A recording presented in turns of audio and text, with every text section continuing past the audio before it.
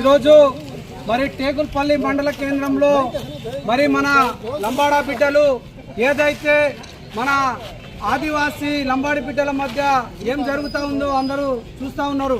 ఎందుకంటే ఈరోజు మరి తెలంగాణ రాష్ట్రంలో మరి లంబాడి బిడ్డలపై ఏ విధంగా కుట్ర చేస్తూ ఉన్నారో అందరూ చూస్తూ ఉన్నారు. ఎందుకంటే ఏదైతే లంబాడి బిడ్డలు వలసవాదులుగా వచ్చి ఇక్కడ యాక్టివై చేసుకొని బతుకుతూ ఉన్నారని చెప్తా ఉన్నారు. కానీ ఏదైతే లంబాడి బిడ్డలు వలసవాదులు కాదు, వీళ్ళు మూల నివాసులని అందరికీ తెలుసు.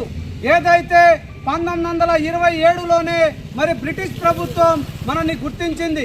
దాని తర్వాత ఏదైతే హైదరాబాదు ఏదైతే నవాబు రాజ్యంలో మరి మన లంబాడి బిడ్డల్ని 31 సెన్సస్ కావచ్చు, 41 సెన్సస్ కావచ్చు, 4 లక్షల మంది ఉన్నాం.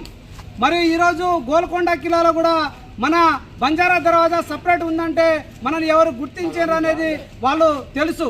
కానీ వీళ్ళు కేవలం ఏదైతే తెల్లం వెంకట్రావు కావచ్చు, సోయం బాబురావు కావచ్చు, కేవలం వాళ్ళ రాజకీయ లబ్ధి కోసమే వీళ్ళు చేస్తూ ఉన్నారు. ఏదైతే తండాలో కావచ్చు, గూడాలో కావచ్చు, ఆదివాసీ లంబాడి బిడ్డలు హ్యాపీగా సంతోషంగా బతుకుతూ ఉన్నారు. కావాలని చిచ్చు పెడతా ఉన్నారు. ఖబర్దారని మేము హెచ్చరిస్తూ ఉన్నాం. ఎందుకంటే మీ వెనకాల ఏ మంత్రులు ఉండి నడిపిస్తూ ఉన్నారా, ఏం చేస్తూ ఉన్నారని మేము హెచ్చరిస్తూ ఉన్నాం.